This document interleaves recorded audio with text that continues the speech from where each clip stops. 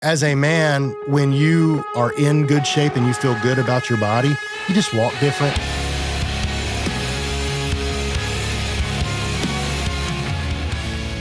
Hello and welcome to the Stand Up Dude podcast. I'm Stewart White, along with our host, Tim Bisagno. Tim. How are you doing today? Mighty fine. I try to vary those each time. I hope that's working. As far as variation, I mean, variety is the spice of life. So. It is. Who is this? This is Jason. Oh, geez, Jason. Hold on, we're starting again. Yeah, you can't mess up. I was thinking Jay Slay. I'm like, oh, you should just keep it in there, man. Okay, so we're keeping it? Oh, yeah, dude. Jeremy Slayden. That's your character. I know the guys. Hello. Your name. Hello. Dude, there's probably been Jeremy Slayden on my own podcast where I've forgotten my guest name. Yeah, dude. And I've had to stop and start. And then, I just kept it and we laughed. Good. The audience loved it. Oh, well, authenticity's key, right? They love Heck, it. Yeah. Well, we'll do a whole episode of just bloopers. Okay. I think that it'll All be so I could authentic. think of was Jay Slay, which is cool. Jay Slay, USA. Hey, that rings a bell. It's Jeremy, nice to meet you. Jeremy, nice to meet you, Jeremy. Stuart, nice to meet you. Okay. So, man, welcome. Thank you. Glad to be here. Dude, we stayed on you. He's had a lot of stuff happening, a lot of very big things, good things, a lot of changes.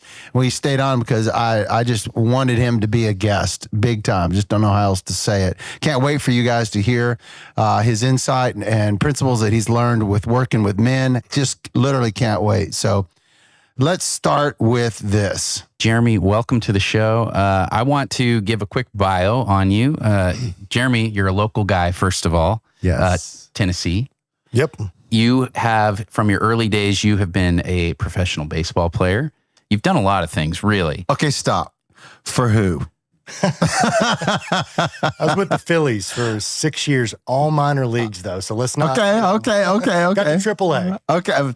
That's pretty darn good. Two more A's than I thought of. Yeah, more A's than I've ever had myself. So you've gone through addiction recovery. You have done entrepreneurship. You've been a men's health coach. Started a men's health coaching service. Mm-hmm. And then you have your own podcast. You've worn a lot of hats, including Little League coach for your kids right now. That's Is that correct? Yep. Yeah.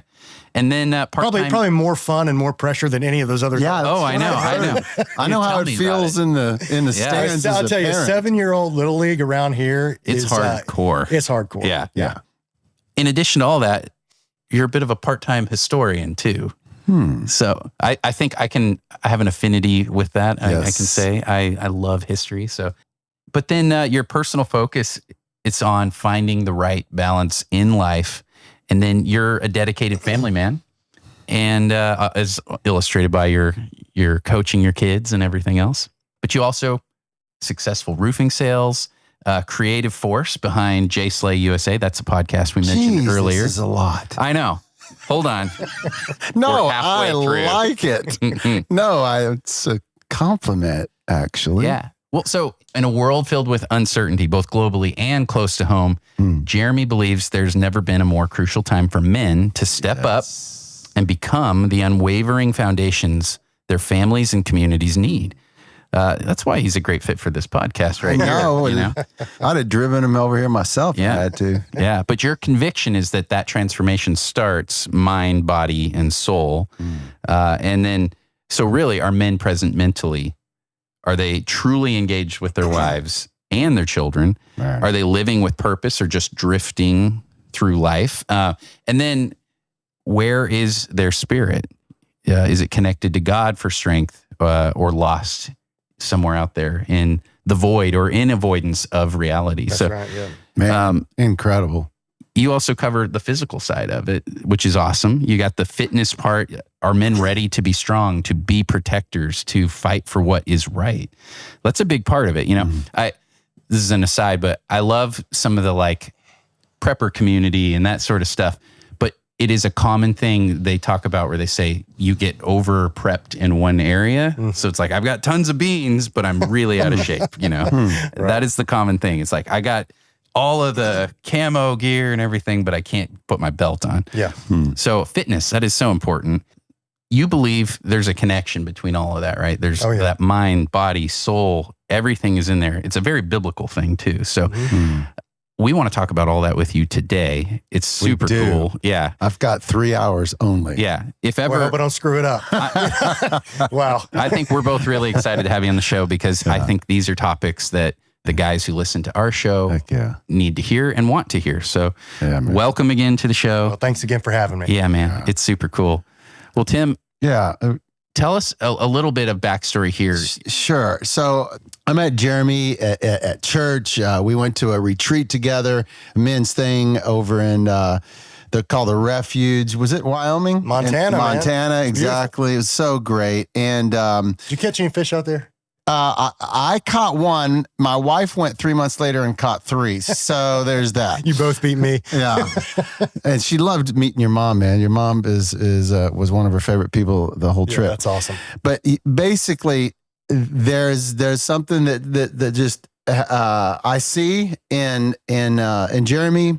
I love his athleticism. I love his focus. I love his energy. I love his love for Jesus. I love his love for his family. I love his love for purpose. I just really connect with that. So, Jeremy, you've got your own podcast. You've been here before. We talked about the things that I would like to expound on, the men's piece. So you've mentioned the warrior mind, body, soul. So let's start with something that is going to help explain what exactly that means. I guess we'll start with warrior. What the heck do you mean? Have you been in the military? No, really. Let's go. Let's hear it. Well, I mean, anytime you're striving to do something great, to excel at something, even if it's being a father, but for me, in a very practical way, back in the day, it was being an athlete. I wanted to be the best baseball player that I could be. Heck yeah. And what position? By the time I was pro, it was exclusively outfield, so right or left field. Heck yeah. Yeah, I was a hitter. No, nice. Yeah. They found a place for you because you were a hitter. And I was a pretty good outfielder. I wasn't the fastest guy. Yeah. The teams would make fun of me sometimes saying I wasn't as quick as the center field a lot of times. Yeah, but I could track it down. If it was hitting my general vicinity, I would catch it. Okay. All right. That'll work. I played center field only. That's the only position I ever played. Speed then, right? Yeah, I was. Yes, sir. Yes, sir. Yeah. I love center field. But to the point, when it came to baseball, if I want to be the best at that. Well, I've got to be in physical shape, good shape, right? Yeah. Second, my mind needs to be clear. I don't need to be thinking about all this other stuff going on. I'll be locked in the zone of what I'm doing at that moment, right? And then lastly, for a Christian man who's doing it, spiritually, if you're disconnected from God, it can throw off those other two things quickly. But when you're in tune with the Lord, walking in step with the Spirit, you have this energy that's different. You want to go work out. You want to go be at your best. So those three things do work together. It works together if you're a little league coach, a roofing salesman. I still got tar on my hands right now. Love it. But yes, and if one of those things is lacking, it will hold you back. Even if you're in the Word every day and you feel close to the Lord spiritually, if you feel sloppy and you don't feel good about yourself as a man, it's going to hold you back. Man, dude, so there's truly a connection there. And I'm putting this in a book like tonight. Yeah. This is great. Let's go. Dude, maybe I need to write the book. Okay. Great idea, man. You're going to write the Jeremy biography for him and then no, he's gonna take all the rights to the curriculum and go make the money because I didn't. No, but I used to put MBS on my hat. I put mind, body, soul. I'd write the 3 words just as a reminder. I want my mind to be sharp, mental clarity. I want to be physically fit at my best. And then I want to be spiritually grounded. Yeah. I don't want to be flighty, Love it. In a general sense, that is where it came from. That's where the idea came from, after my sports career ended. But I'll tell you, when the sports career came to an abrupt halt and I was this close to making it to the major leagues, which was my childhood dream. Of course. Almost did it, man. Of course. So I'm 29 years old and I found myself with basically a broken back. I had a disc that was gone, that required a pretty major surgery. I was in constant pain. I didn't have my identity of baseball anymore. And all of a sudden I get this highfalutin sales job in Atlanta, which is my old college stomping grounds, it was a recipe for disaster if I didn't stay connected, and I didn't. I didn't stay connected to other men. I sort of isolated, right?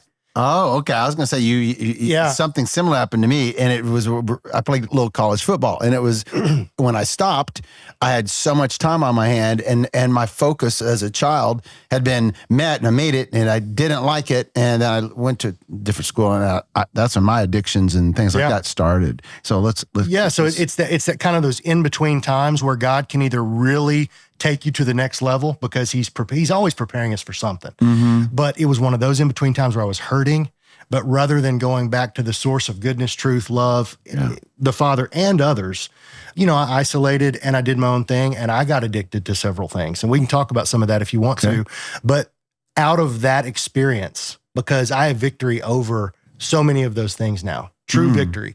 Awesome, man. That was when I decided, man, other people need to feel that, to come from a very dark place where the world feels very small. And when you're addicted to stuff, your world is small because it's all about that one thing, So I went through that process in my life. I got honest. And coming out the backside of that was kind of where the idea for Warrior hit. And I thought, man, I want to be able to share these things. Really cool. Really cool. Great introduction. Geez, I'm not sure where to start. Just pick one. Well, okay. Let's literally let's break down each four. What is Warrior? What is that? Basically, what you just explained? Yeah. I had a men's program that I created. Sure. So I developed a curriculum. I was out on a walk one night. I'd been 10 years in a successful roofing career, but that was that period of time where God was helping me get out of this dark place that I had been in. Where does the Warrior piece fit in? What does that look like? Well, to me, Warrior is the umbrella branding over those. Okay, things. that's what I thought you were responding to. If you want to be a real warrior in your life, you want to have the mental clarity, you want to be physically fit, and you want to be your soul grounded and connected, not isolated. Okay. So Warrior is the umbrella term. Okay. Yeah, I totally understand that. Yeah. So let's go to mind. Yeah. What's that about? What have you learned when men come into your group? I've learned when you're in your head, you're dead. Many men live in their head. They check out that way. They solve, and they end up being emotionally not present. Yeah. So what is this mind piece that you have seen men come in with, and how have you helped them? Yeah. Well, a lot of guys. This may sound counterintuitive, but when you're in the college age or you're in the locker room and you're all striving for something together, you've got connection and you've got competition, and it makes men's minds sharp. But what do we lose when we get past our college career or past those youthful days where we're striving for something and maybe whatever it was as a kid didn't happen, and now we've got a job and a family and the stresses and pressures of that? Sometimes you lose that sense of camaraderie, competition, those kind of things. So men many times join the program because they wanted that. They're not getting it anywhere else. Yeah. They can go hire a personal trainer, which gives them an aspect of it, but it's not really like a group of friends, that camaraderie I'm talking about. Yeah. This is a group of men that for 60 days, when we had the program, they wanted to come together and strive for something together, but also competing with each other. Okay. And I think that's one of the number one mental clarifiers that can get people on point. And I'll tell the guys early on, it's hard. This is going to be hard. Men do hard things. Yeah, we're built to do that. And when we don't, we can get soft. And there's other components to it as well. In our day and age, everything from the skillets we eat off of to all the seed oils and foods, all of these different things that I think that are kind of an international plot, not to sound, completely conspiratorial, to weaken men. A lot of the transgenderism that's going on, that's become so rampant, not just the ideology of it, because there's a big push where it's not even real, but they're just pushing it, cramming it down kids' throats. But there's also one of the big reasons why we're here today. There's also all these chemicals that we are getting from even the wrong kinds of clothing, foods. So there was a part of the program that delved into that and said, here's the things we really as men need to stay away from. Far out. Because it's giving us brain fog, that afternoon brain fog. Oh yeah. So we want to get rid of that. Stewart doesn't know anything about it. It's 24/7. Is it? I was going to say the opposite. He's always just ready to go. Ready to go. Sharp, man. So, okay. So mind, it sounds like you've kind of now transitioned into the body. You've got your seed oils and you got your polyesters, which we're pretty much all wearing today, and things like that. Let me say this, first of all, guys. This program that he's mentioning is not happening at this moment. Okay. He'll tell a story about that in a minute. Lord's doing a lot of cool things in him. So instead of Googling it right now, just stay real present with us and listen and hear the things that I'm assured that you're going to connect with. Then we hope to one day announce, hey, we're working with Jeremy or somebody just like him. It looks exactly like him. He smells just, no, just kidding. Cloned him. But, that we can offer something like this in Stand Up Dude. So just wanted to throw that out there. So body is tell me what you teach there. Yeah, well, let me talk about how body is connected to mind. Oh, okay, I love it. You wake up in the morning, the two paths here. You wake up in the morning, you feel kind of sluggish, you have some breakfast, you go plop down in a chair and you start working, right? Yeah. That's one way of starting your day. Okay. Another way of starting your day is you wake up in the morning, you go outside on your deck, have a black coffee, and go take a sprint in the cold in the wintertime around your neighborhood. Barefooted or in the grass, grounding. We don't get hurt. We don't get hurt. Okay. I didn't know if it was a grounding thing. So you could, but I think sprint, literally, in the morning. No, a good hard run. A good hard run. Yeah, okay. I don't want to hurt anybody. There was all ages in the program, but a lot of time, jog, run. Jog, run, walk. Jog, run, walk. For a mile or so. I'm just giving an example. Okay. You get back and then you have a call of 10 to 15 minute call that morning with some other dudes. You pray together. Then you start your day. Far out. Where are you going to feel more mentally clear? Which path? That one or just slogging out of bed and sitting in front of the just computer. See, there's the computer screen. Boom. I'll take choice number 2. Yep. Choice number 2. That's right. Yeah. Oxygen, blood flow. Yes. And so there's a connection between body and soul. And all of a sudden, there's a 2-week hump. So as guys are getting over the brain fog and they're eating better foods, more all natural foods, the kind of foods that the disciples would have eaten back in those days, right? Okay. Not a lot of processed or packaged Mediterranean stuff. diet. Yeah.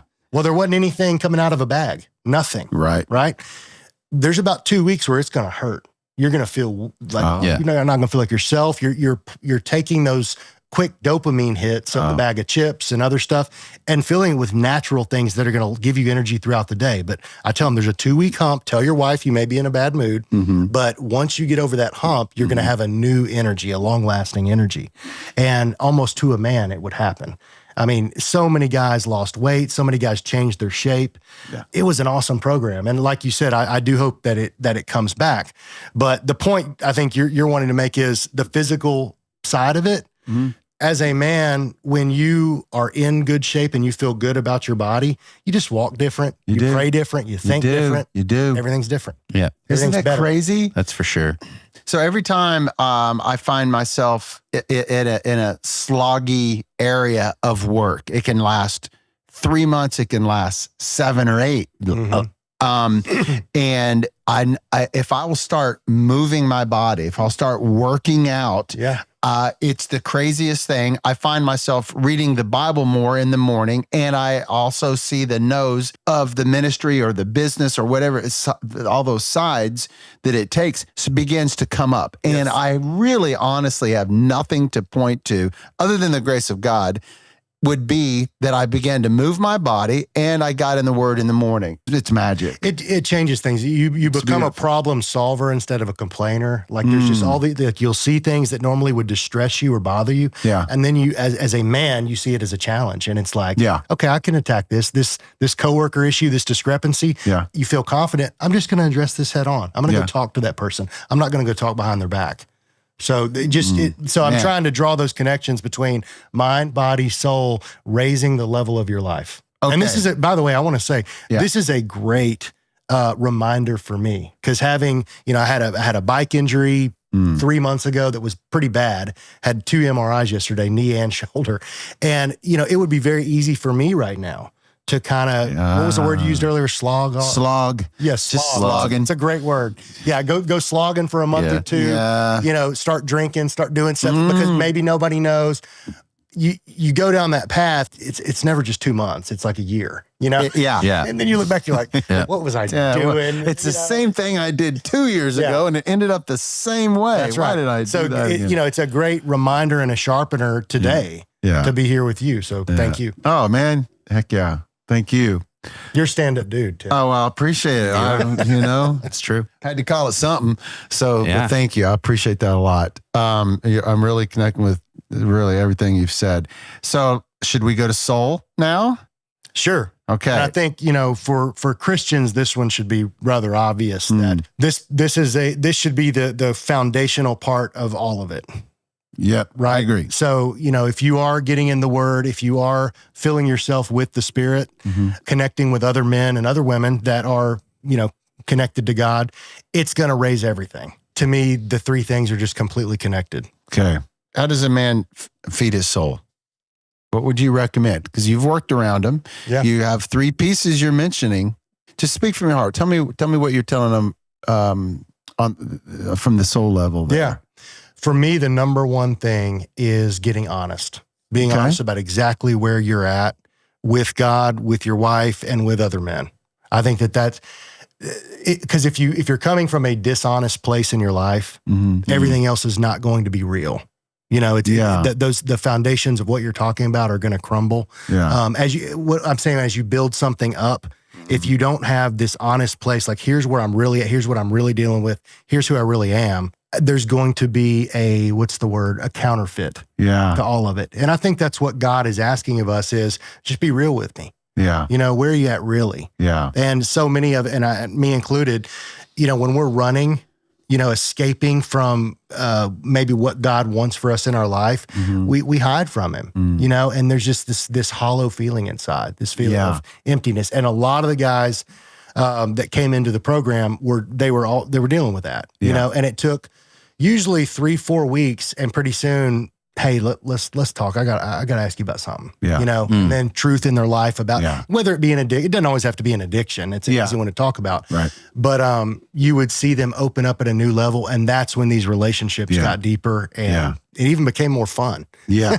Yeah, I bet. Yeah. Well, because you're operating from a soul level. That's where we're actually meant to operate on, and I think when we're living dishonestly would be anti-intuitive to the soul. It leans towards walking around a little bit as a zombie. Yeah, physically, mentally, and birthed from the unfortunate not being honest, not being truthful from your soul. Yeah. I think when that is taken care of, I think it does the mind-body alignment. It's a beautiful trinity there. Yeah. But wow, without that piece, it feels a little bit like a zombie, walking around numb. To me too, like earlier I talked about the connection between just the physical and the mind. Like go take a lap around the neighborhood on a cold morning, and you're gonna think more clear. But you also, it does something to me spiritually where I feel more connected, more ready to connect with God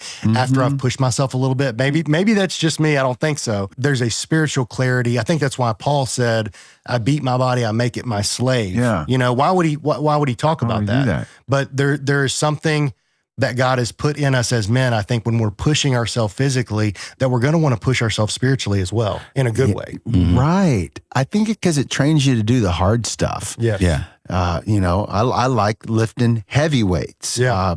And hard things. And doing hard things. And it makes me ready to do other hard things. The tenacity that builds in transfers into strength in all areas. We say on our website that gravity is fierce.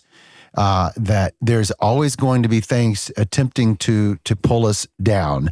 And when just by the resistance of weight, the resistance of mental fortitude that can be literally, I'd hate to get back to it so simply, but just physically being physical helps us in all of those areas. It literally trains us to do the hard things. Yep. It keeps us more ready. It keeps us more ready.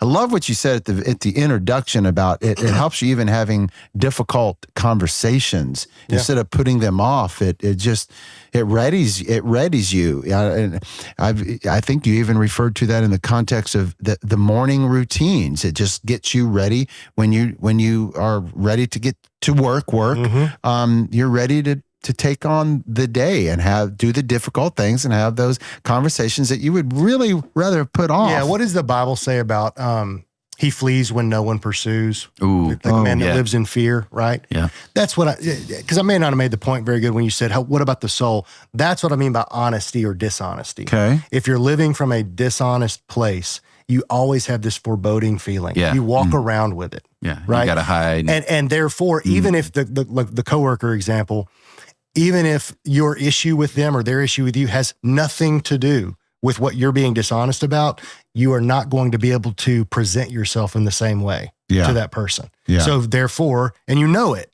so you're going to want to stay away from it. You're not going to want to have the conversation. But if you feel confident, if you got nothing to hide, it still may be a hard conversation, but you're going to be able to be the man you need to be in the conversation. And many times you have, and you're like, that was easy. Yeah. Like I didn't even realize that they were feeling the way they were feeling. This turned out great. Yeah. And, you become buddies. That kind of thing happens all the time. Love it. That honesty piece is huge. I've had difficult conversations recently where I've entered them without a end result per se in mind. I mentioned this the other day. When you have a conversation with somebody, you'd like to lead them towards this decision that you have finalized in your mind as the result. Yeah, right. But if you can have more of a conversation about it, you can still have your gracious and even semi-firm decision made of where you would like this go. But the openness, man, if you're not ready for that and show up with that love and that graciousness, it ends up being a dissertation, instead of a conversation. That's right. And they're going to feel it big time. Yeah. What do you feel is like the main, if there were only one of those to either start with or the most critical? Yeah. Where would you advise guys to go? Yeah. Well, all of life is spiritual. Yeah. So at the end of the day, I mean, we got to go back to the origin of our souls, our creator. So I would say the spiritual component is first and foremost. Yeah. And the physical body, the mental clarity, those are outgrowths of the spiritual. Now you could be a very, G.K. Chesterton, for instance, Very real out of heavy shape. set guy, cigar in his mouth all the time. He was a picture of maybe spiritually really in tune, could write amazing books. But the physical piece, he didn't have it. But I think many times it works the other way, where if you are spiritually aligned, if you're being honest in your life, showing up, it's going to show itself in your physical appearance and in your mental clarity as well. So I would start with the spiritual. Yeah. I like that. Again, getting back to when I talked about honesty earlier, am I really being an authentic human being, an authentic husband and father? Or do I got all these skeletons I'm trying to hide? Yeah. Right. That is a spiritual choice, but it's going to affect your mental clarity big time. I almost look at it like, like when an animal gets their leg caught in a trap or something. Yeah. And the person who's trying to come and help them, they often end up attacking the person, or let's say you're just there to try and help this animal. Even if it's a household dog, they often will confuse that, well, this hurts, and so I'm protecting it, but they're really not protecting themselves. They're making it worse. And I feel like that so many men, we don't want to be honest with ourselves. We want to just put up a good front. Yeah. Everything's fine. Don't look at the leg caught in the trap. But then when somebody gets a little too close to it, we snap and we attack, and we're toxic. We're not healthy. Yeah. Well, that's why we isolate. Yeah. Because we don't want anybody to see that our legs in the trap. Yeah. Interesting. Oh, man. It's so golly, that hurt. everybody can relate to that. I mean, that goes back to the garden. You know, you got Adam, and they knew what they'd done, right? So they were hiding from the Lord. He knew where they were, but they were hiding because that's our number one instinct. Yeah. As men. When God asked Adam, I may butcher this a tiny bit. I apologize, but he asked, "Where is Adam?" And God knew where Adam was. But the point is that he wanted Adam to know where Adam was, that he was apart from God. I think that's a beautiful piece. And man, it just kind of wrecked me a little bit. Hiding when you get to a place where you're afraid to show your vulnerability. Man, daggum, that right there is a huge piece of isolation, of depression, basically just hiding. But I really appreciate you saying that. Tell me, Jeremy, what do you do when you are hiding because you are afraid to be vulnerable? Because the gift of the vulnerability, there's many gifts that come with that. But how do you get there? What would you tell a guy that Let me give a personal example. Okay, right? Please. When I was in my darkest place, when I was hiding the most, I mean, it's like, I think back to the years between 2015 and 18. And it's just like one big cloudy rainy day. It's a blur. I was addicted. I was making money and using that as a shield, so people thought I was okay. And it was rough. And I did things that I'm terribly ashamed of. Terribly ashamed of. And I got with a counselor first, and I had a group of men helping me. So I got with a group of men that also had that same problem. And then I got with a personal counselor. I'm not saying that everybody has to do this, but somebody had to know. Yeah, I was dealing with that's this a good first, start, right? Even if it had to be a safe group, because ultimately, for me, the person this was going to hurt the most was my wife, who I loved. I loved her, but I was an addict, you know. And through a process of me getting honest with the other men first, and also way down the road of, I want to be careful with that. Okay. I was way down the road of solving the problem, but I wouldn't want that to stop somebody from being honest in terms of, if you go to your significant other, or you go to the person that your disease or your addiction is going to hurt the most, but you're not truly ready to change, you could end that relationship. Okay. Because they may give you one shot and then you're going to blow it. Okay. But I was committed to, it was kind of like, you know, if you'll do anything, if you're willing to do anything, you can overcome this. And I had to get to that point. Okay. I would rather die than stay in that. Yeah. How did you get there? That's a magic question to me. How did you get to where you were ready 100%, that when you... I saw how deeply my sins were hurting people. Okay. You felt that. I felt it from them. From them. Yes. Shelby, it was a sexual addiction. And I was never one of those. I was never a strip club guy. I was never that guy. Okay. And then one time, on 1 week moment, I went into one in Atlanta. And pretty soon, I mean, it's pornography brought to life, you know? Yeah. But here I am a Christian. Here I am a married man. And I remember one girl, I said, I want you to know you're a real person. Because I still had the depth of soul. Yeah. I saw this pain in her eyes. Oh, yeah. So I want you to know you're a real person. And she broke down. Gosh. And said, I've never had anybody say that to me. Oh. And I realized, like, here I am. I'm a part of the problem. Wow. And there were a few moments like that crushed me. And then there was one, well, you have these moments where God also scares you. And you're like, oh my God, like I could lose everything. Everything that I value in my life, I could lose it. And I didn't want that. So you asked the question, what got you to the point of being willing to do anything? Yeah. Seeing that kind of pain and also knowing what the cost was going to be. Okay. And I had also gotten myself around the other men that had gone further than I had gone. Okay. And they had lost everything. They were still alive. They're still kicking, but they're 20 years older than me. And they said, Jeremy, you keep going, you'll be where I am. Wow. You may still be a good man, but you'll have lost everything and you'll have to start over. Dang. And I didn't want that. So to go back to the original question of the story of how does one get honest or be honest. The beautiful thing is there were 12 men approximately. I think it was 12. I asked all 12 of them, should I tell my wife everything? 6 of them said no.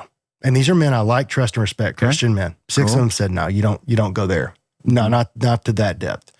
The other 6 said, yeah, I do. And I went to, I went to my counselor, who I really respect a lot. And I said, Monty, like, what do you think?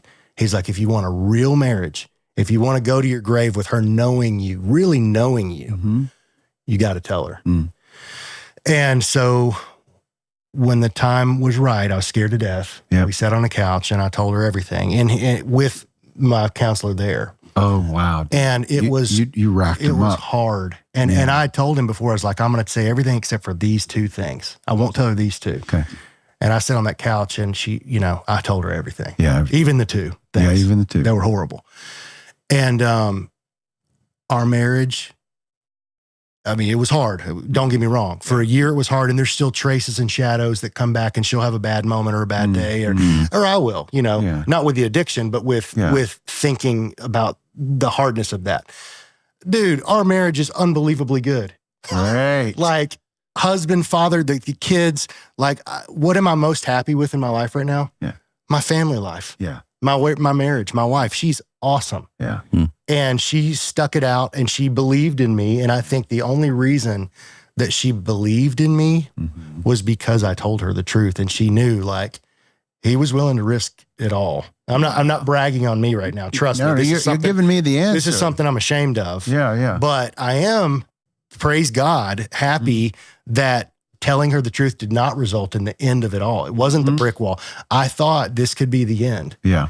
And instead, God gave me a gift, said, no, this is the beginning. Yeah. So how do you get on? I mean, it's hard to be honest.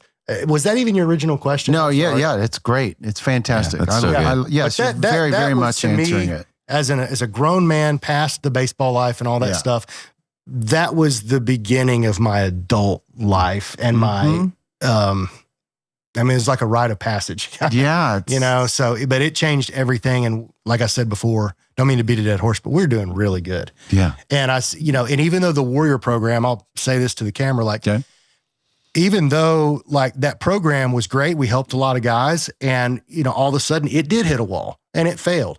And I realized, like, there's greater tragedies. When I say it failed, I just mean, like, we didn't get enough signups to keep going. I've still got the curriculum. I could launch it again. But right now I get to coach both my little kids in Little League. I get to be present at home every night for dinner. And I love that, because it might not have been. Yeah. If you wouldn't have changed things you changed, no way that would have. So, I think my message, would be like, there's a great reward actually for being honest. And the whole world might tell you that's the dumbest thing ever, to be totally authentic about your deepest, darkest stuff. Yeah, they totally will. But when the time is right and you've, I think, walked the bridge of recovery enough that because by the time I told her, I had some real recovery under my belt. Yeah. So I would say don't go into those kind of disclosures if you are not, if you haven't done some real work in that area. So it could be something that sends you spiraling out. That's right. Yeah. That's right. So anyway, like, it's a message of hope and positivity. Yeah. So I was a part of a meeting Monday night, very interestingly enough, last Monday night, where a man was confessing, in essence, to the leader of the group. There was about 60 men there. It was on Zoom, something he was struggling with. Basically, it was, he had a couple different adulterous affairs, etc. And basically, bottom line is, about 50% of the men that spoke said you should tell her everything ASAP. The other 50% said, if you tell her at all, you should wait for the best timing and you'll know when. It's interesting that you had the same math there, but at the end of the day, the leader said, look, truth always wins. Truth is always the ultimate gauge for honesty. Obviously, it's pretty much the same thing. And so our ability to do the front end work, as Jeremy has said. So he got into recovery. I did the exact same thing before I told my parents back in the day, 35 years ago, that I was a drug addict and an alcoholic. I had about 2 months of sobriety when I told them. I think it's really cool that you're telling kind of the same story, but at the end of the day, you should also realize that now is the time. It may not be now is the time to tell the whole story, but now is the time to start recovery. There's never a better time than to start your recovery than today, and being honest with your soul, where the Spirit of the Lord is. There you will find freedom. That's what we have to offer you today. Really, at the end of the day, it's hope that is found in the presence of Jesus in your life. It's freedom that is found by the Spirit of God living in your life, and that's what we're always going to offer. First, middle, and last, at the end of the day, these are the things that work. These are the things that bring stories of, even though things really sucked for a long time, for a bit, now look at this shiny side of the story. Look at the other side of the coin. If this wouldn't have happened, I would not have been present with my kids. I would have not been providing for them even better now. I would not have been present with my wife at dinner or my kids. I would not have been able to be on the baseball fields with them. I would not be considering, hey, this is cool. He said before the camera was rolling that maybe now is the time where I can actually fully adjust to reintroducing potentially Warrior Mind, Body, Soul, because I know now how it could be different, more blessed, more honest, more, you fill in the blank there. But so those are the things that happen when we become honest, when we do the work. I'll add one more thing. Yeah, let me hear it. Yeah, so that dark season, now it was a blessed season as well, but right when I told my wife the truth on everything, and we went, you're going to go through a hard time once you do that, just period. Yeah. But I was in the worst shape of my life at the time, 30 pounds overweight, lazy, tired all the time. And within 6 months, 30 pounds lost, best shape of my life, easily, way better than right now, by the way, because there was just so much like God-given energy. I can't explain it, but I started getting outside all the time. I realized, like I talked earlier about, your world becomes very small when you're addicted. I was in cars all the time. I was in front of computers all the time. And I realized, like, I need to get outside in nature every day and connect with God's world, and I started to do that, and just breathing fresh air was a completely different experience. Wow. I could appreciate things that for 10 years I had forgotten. So you asked me earlier, and I felt weird. I started sweating because, like, I don't have a good answer. Oh, no. But it was a good answer. Yeah. Like, spiritually, how do you live the spiritual life, connect with God? And I said, first, you got to get honest. I just think that's true. I think when God came to Adam, he said, where are you? He wanted Adam to respond. He's basically saying, Adam, get honest. Pray with us. Pray an honest prayer that you guys could pray with us if you would like. If this is speaking to you about you just getting honest, possibly for the first time, or guess what? Even if it's for the 10,000th time, you're getting honest. And would you lead? Would you lead us in that prayer? Yeah, I appreciate that. Lord, thank you for this time. Thank you for this podcast, this ministry. Thank you for the great reminder it is to me to stay on point, to stay sharp, to stay connected with you. And just as Tim said earlier, where the Spirit of the Lord is, there is freedom. And that's what we're after. That's what these men are after. We want freedom in our lives. We want to feel your Spirit working through us, so that life is not just this constant slog and this constant just feeling of, man, I got to go push myself again today, and I just don't feel like it, because your energy is divine. Your energy is our true strength. So Lord, I pray that first of all, you give men You give the 3 men in this room the vision that you have for their lives, not just for their whole life, but for today, for the next step to take. And that it is a vision of hope. It's a vision to give them a future, the future that you want for them. So God, I pray specifically for the men out there that may have been, moved by my story, and maybe it scares them a little bit. Let them know, God, it doesn't all have to happen in one day. It's a process, but let's take the next step in truth. Let's not waver to the right or to the left, but let's follow and stay in step with your spirit where you're leading that day. And God, I pray that for myself. I pray that for Tim and Stewart and for every man watching, Lord. Once again, God, just thank you for who you are. Thank you that you are the picture of true masculinity. You are the picture of true strength, and you've given us your word. You've given us your spirit. You are the giver of great gifts, even when it looks like all the chips are down, just like for me those years ago. And all we have to do is humble ourselves and submit ourselves and get honest and start from there. Praise the Lord. In your name. Amen. Amen. Amen. Thank you guys so much for listening to and watching this episode of the Stand Up Dude podcast. Jeremy Slayden has been our guest today. And Jeremy, again, thank you for taking the time, coming down. Appreciate everything that you shared with us today. It has been I was impacted. Tim, you were impacted. I was. I have a feeling the viewers and listeners you have were been impacted. I can tell. I can tell. Yeah, you can see there's a different glow about there it. is. Yeah, the most impacted of all podcasts. Yeah, you heard it here. Right? There's so much impact. You heard it here. But thank you guys. And if you want to reach out to us, you can reach us at podcast@standupdude.com. You can also go to standupdude.com and listen to more episodes. And if you happen to go to standupdude.com/podcast, there is a little orange thing on the side. If you click that, you can leave us a voice message and you can ask us a question. You can tell us what you thought about a show. You can give us your hate, give us your love, whatever you want to do. The show gets lots of hate. In any way, it's a lot of hate. In any way, if this has affected you, positive, medium, or in a big way, let us know. We would love that. We would love that. We're going to play them here also. So we want to pile them up. You guys go and do that. Absolutely. Also, share this with a friend of yours. Share it with family.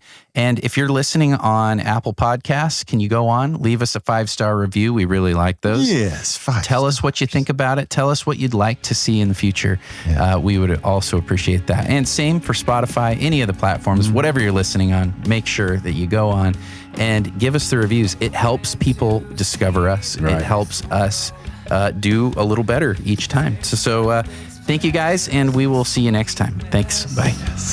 Bye. Moth to flame, so drawn